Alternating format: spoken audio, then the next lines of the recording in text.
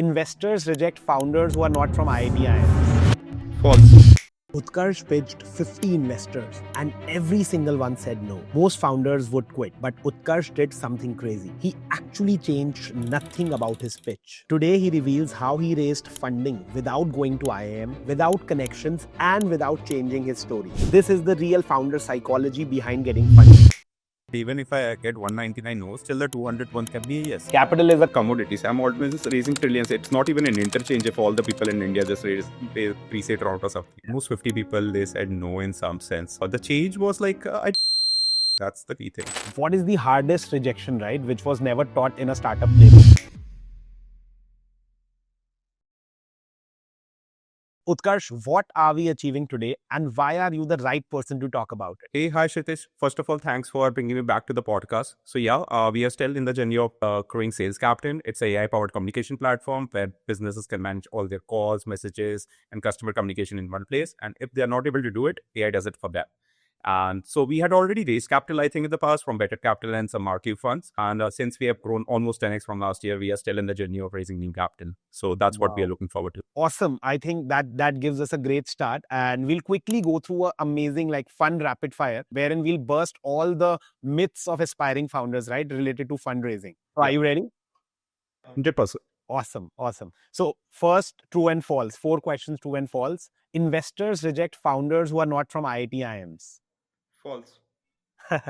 Okay, investors invest in founders and not the idea. That's kind of true, kind of false, depends on the investor. Okay, you need a warm intro to raise funding, otherwise you cannot. Again, I think partial, but yeah, kind of important. Top 3 mistakes founders make while raising funds. So I think the top 3 mistakes I would first like to say about them and just go in detail. So one is definitely not thinking this is the right stage, which is the biggest mistake. Second is not reaching out to enough people. And third is having much more confidence in the funding should not be something like if it doesn't happen, you should stop the business. So I will elaborate on all 3 of them in some sense. First, definitely you're not ready. It's similar to relationship. Some people might not, the other person might not accept you given your current stage. You are not rich enough or whatever. And similar goes in funding. Like the person who's not ready to invest in you at your current stage is maybe not ready for you. And you should not listen to these naysayers and instead just that's why the second point is important. Reach out to enough people. When you reach out to enough people, I think the ideal number is at least 2. If you're a very early stage company, you should at least reach to 150 angels. I think 150 angels is the minimum that I have seen across my journey with the founders who have raised a successful round. You reach to at least 150 people. After that, either 2 things. It's the idea might be genuinely bad and you have recognized over the period, your maybe structuring is not well or something is lacking and you work on that, or you still think it's important and it's a very very different kind of idea which can work on later on, that you might need a little more validation. That's fine, but you should at least reach to 150 people, especially angels, not skipping the funds, and which can step on this in the other question. But yeah, reaching out to enough people, whoever is rejecting you, not getting attached to it coolly, you don't have or you don't have tea, don't get too attached to it. Just move to the other person who says yes. And third is definitely throughout this journey, you should be able to take care of your company too. It should not be I'm just raising, so everything should shut down. Funding should be an acceleration, not so. Got it. That's pretty great advice. And I can heavily relate to all of this. Utkarsh, is there any investor database that you have, right, which has all the list of all the top investors and angels which are active in India? Yeah, I do have a list of prominent investors. I can share this with you, Kshitiz. Awesome. So, okay, for everyone viewing this video, comment SalesCaptain to get this list. Okay, so what's the single best resource to learn about fundraising? I think Y Combinator blocks are amazing. They are amazing people in everything, and yeah, applying to YC is also one of the best things. But I think YC founders would be able to help you more with that. But I also tried, we interviewed with YC, but we got a better deal with some other investors, so we took it in our fundraising journey.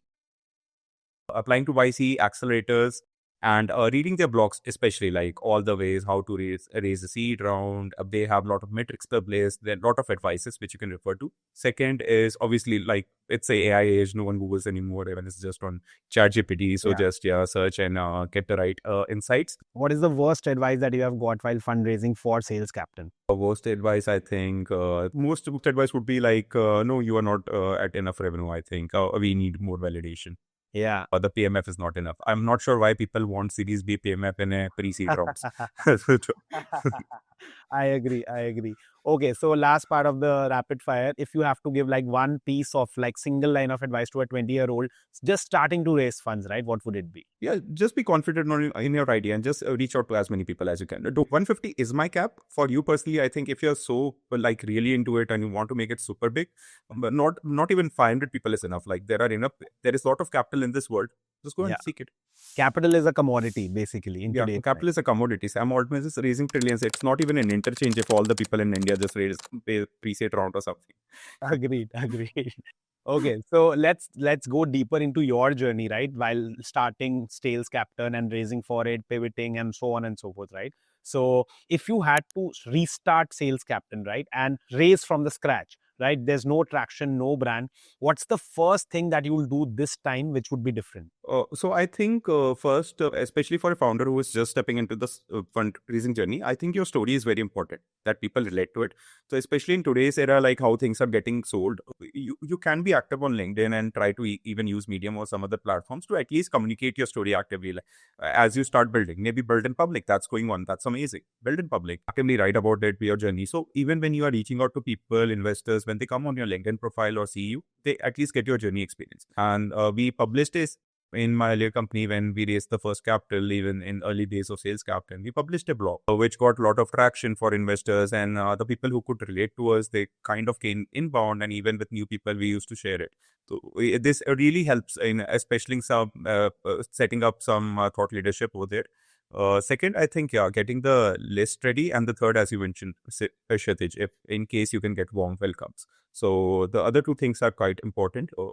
First, you definitely look for your 1 degree connection. If you have anyone or your alumni network or someone who have raised capital in any sense, try reaching to these people as they are the best to connect you forward. Once you have this, you are able to reach a certain group of people. Then it's something like it's a cold start problem. It starts starting. And the other thing, the 150 people which I'm very attached to is like our first capital was from like Titan Capital for a very earlier company which we started. It was by luck we emailed the co-founder of Snapdeal, and I think Kunal and Rohit both. In fact, Rohit forwarded it to one of the investment managers in their firm, and they got excited, and we got some capital. This is how we started very earlier company more than 5 years back. Just fresh out of college, nothing. And we didn't knew anyone back in the industry then. So yeah. So cold email also helps. Just write it clearly what you're trying to achieve. Maybe some people get excited and you might get funding. A lot of founders are fearful, right? That how do I put myself out in the public? How do I write things on LinkedIn, like send an email, or maybe like how should I tell my friend that can you connect me to someone, right? So how do you battle with those fears that a founder has? I think first, like you need to really work on the rejection game here. Like there are going to be a lot of rejections.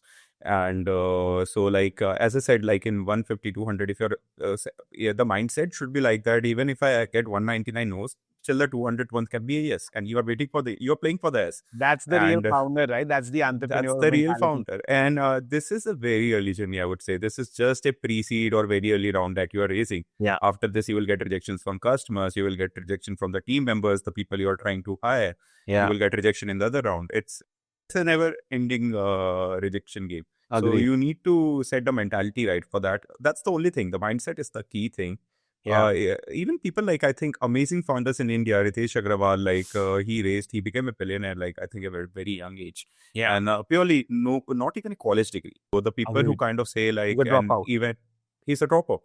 He explored fellowship. There are lot of these Nick kind of platforms where like Field Fellowship and all these things which are very underrated. Yeah. But if you really have that hustle in you can just keep on like researching. I have friends who have gone through SOSV Ventures or something. There are like this is Europe-based accelerator or something. So just don't keep stopping. You keep on exploring this different ideas, different accelerators, whatever is going out. Be very proactive in that and reaching them. But never like it's similar to sales. Like till you don't know what channel works, what works, you just keep trying. Like every day your goal should be simple in the morning. Like I find some new way of reaching to these people and getting funding.